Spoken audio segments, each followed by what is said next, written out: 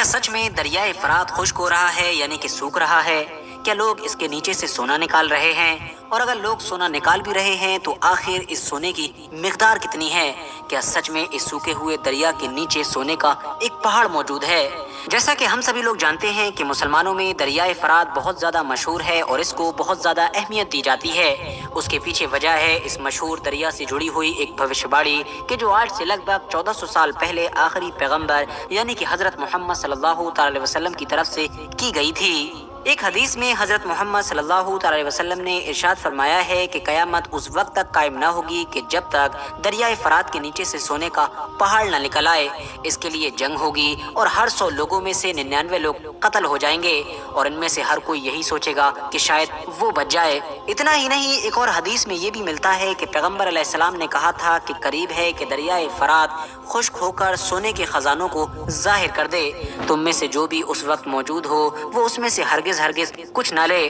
ان ساری حدیثوں سے پتہ چلتا ہے کہ قیامت کی کچھ بڑی نشانیوں میں سے ایک نشانی نہ صرف دریائے فرات کا خشک ہونا ہے بلکہ اس کے اندر سے سونے کے خزانوں کا ظاہر ہونا ہے۔ مگر یاد رہے ساتھ ہی ساتھ یہ وارننگ بھی دی گئی ہے کہ جو بھی اس دور میں موجود ہو وہ اس خزانے میں سے کچھ بھی نہ لے۔ مگر دوستو، اب سوال یہی ہے کہ آخر یہ دریائے فرات ہے کیا؟ یہ اتنا زیادہ خاص کیوں مانا جاتا ہے؟ اور کیا سچ میں اس کے اندر سے سونا نکلنا شروع ہو گیا ہے کہ جیسا کہ ہم دیکھتے ہیں کہ پچھلے کچھ وقت سے لگاتار سوشل میڈیا پر لوگوں کی طرف سے الگ الگ دعوے کیے جا رہے ہیں۔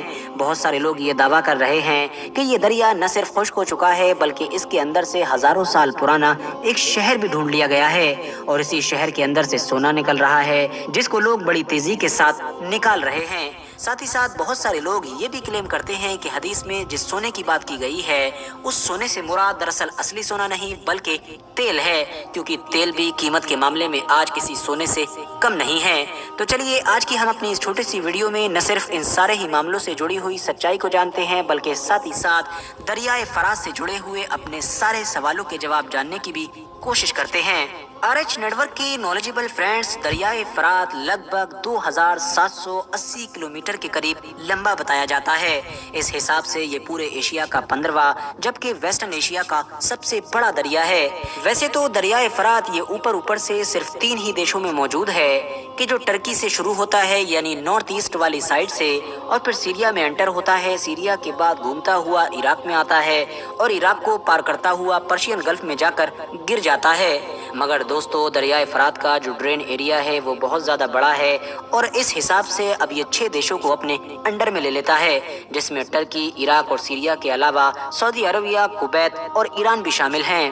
آج کے دور میں اس کا زیادہ تر علاقہ ایک دریا کم بلکہ دلدلی علاقہ زیادہ لگتا ہے اور ویسے بھی یہ بہت ساری کھائیوں اور گھاٹیوں سے ہی ہو کر گزرتا ہے۔ اس دریا کے لیے پہلا ڈیم سن 1970 میں بنایا گیا تھا اور اس کے بعد سے لگاتار اسپیشلی ٹرکی اور سیریا کے علاقے میں ایک کے بعد ایک کئی ڈیم بنائے گئے ہیں۔ لگاتار بننے والے ڈیمز کی وجہ سے اب اس دریا کے پانی کا بہاؤ بھی کافی کم ہو چکا ہے۔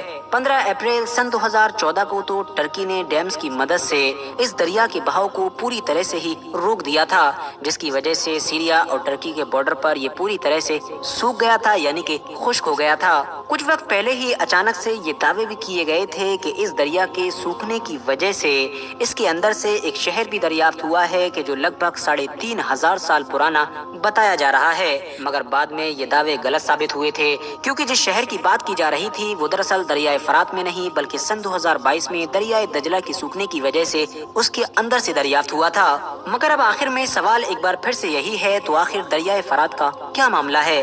کیا سچ میں دریائے فرات سوکھ چکا ہے؟ کیا اس کے اندر سے سونا نکل رہا ہے؟ کیا لوگ بڑی مقدار میں اس کے نیچے سے سونا نکال رہے ہیں؟ تو سب سے پہلے تو میں آپ لوگوں کو یہ بتا دوں کہ دریائے فرات کے پانی کا بہاؤ بھلے ہی بڑی تیزی کے ساتھ کم ہوا ہو مگر ابھی بھی یہ پوری طرح سے سوکھا نہیں ہے۔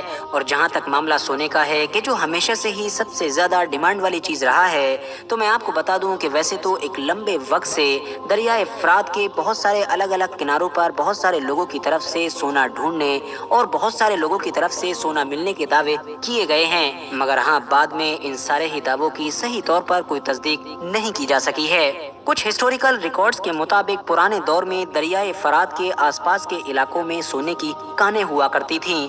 तो कुछ एक्सपर्ट्स मानते हैं कि मुमकिन है कि आज के दौर में बहुत सारे लोगों को दरियाए फरात के आसपास के इलाके से जो सोना मिलने की खबरें आती हैं वो शायद उन्हीं कानों से निकलता हो। हालांकि दोस्तों, नए दौर में भी सीरिया के ईस्टर्न एरिया में वक्त वक्त पर सोना निकालने का काम किया जाता है। ये सोना निकालने का काम वहाँ के लोकल देहाती लोग करते हैं, मगर जाहिर है ये सोना बहुत ही कम मात्रा में यानी कि कम मिकदार में होता है। यानी अभी भी ज्यादातर एक्सपर्ट्स का यही मानना है कि इस तरह के कोई भी सबूत नहीं मिले हैं कि जो इस बात की तरफ इशारा करते हों कि दरियाए फरात के अंदर बहुत बड़ी मात्रा में सोना मौजूद है या फिर इसके अंदर सोने के बड़े पहाड़ मौजूद हैं। मगर अब सवाल यही है कि अगर एक्सपर्ट्स की ये बात मान ली जाए कि दरियाए फरात के अंदर सोने के पहाड़ नहीं हैं, तो आखिर कयामत की निशानी के तौर पर हदीस में किस सोने की बात की गई है। इसीलिए कुछ स्कॉलर्स ये भी मानते हैं कि शायद वहाँ पर जिस सोने की बात की गई है वो असली सोना नहीं बल्कि उससे तेल मुराद है, जो तेल आज की इस नई दुनिया में कीमत या फिर अहमियत के मामले में किसी सोने से कम नहीं है। मगर ज्यादातर मुस्लिम स्कॉलर्स यही कहते हैं कि हदीस में जिस तरह से बार बार साफ तौर पर सोने का नाम लिया गया है तो उससे मुराद यही सोना है, तेल या इस जैसी कोई दूसरी कुदरती नेमत नहीं। और वो कहते हैं कि वैसे भी कयामत इतना ज्यादा करीब नहीं है कि जितनी साफ तरीके से और बड़ी निशानी को हम लोग अभी से ढूंढने की कोशिश कर रहे हैं। जाहिर है जब कयामत नजदीक आएगी तो ऑटोमेटिकली दूसरी बड़ी कयामत की निशानियों की तरह ये निशानी भी जाहिर होगी और दरियाए फरात न सिर्फ सूखेगा बल्कि इसके अंदर से सोना भी निकलेगा। और वैसे भी मिसाल के तौर पर अगर अरब देशों को ही देख लिया जाए तो आज से 150-200 साल पहले भी किसने सोचा था कि इन लोगों की जमीन के नीचे क्या मौजूद है। ये सारे एरियाज यानी ये सारे इलाके तो सिर्फ चटियल मैदान और रेगिस्तान ही माने जाते थे, मगर फिर पूरी दुनिया ने देखा कि चंद सालों के अंदर ही इनकी जमीन से एक ऐसा खजाना निकला कि जिसने न सिर्फ दुनिया के होश उड़ा दिए बल्कि इन लोगों की किस्मत को भी बदल कर रख दिया। ठीक बिल्कुल ऐसे ही दरियाए फरात वाले केस में भी सब कुछ बहुत पहले से ही होना जरूरी नहीं है, बल्कि जब कुदरत की मंजूरी होगी तभी ये सब कुछ अचानक से भी हो सकता है।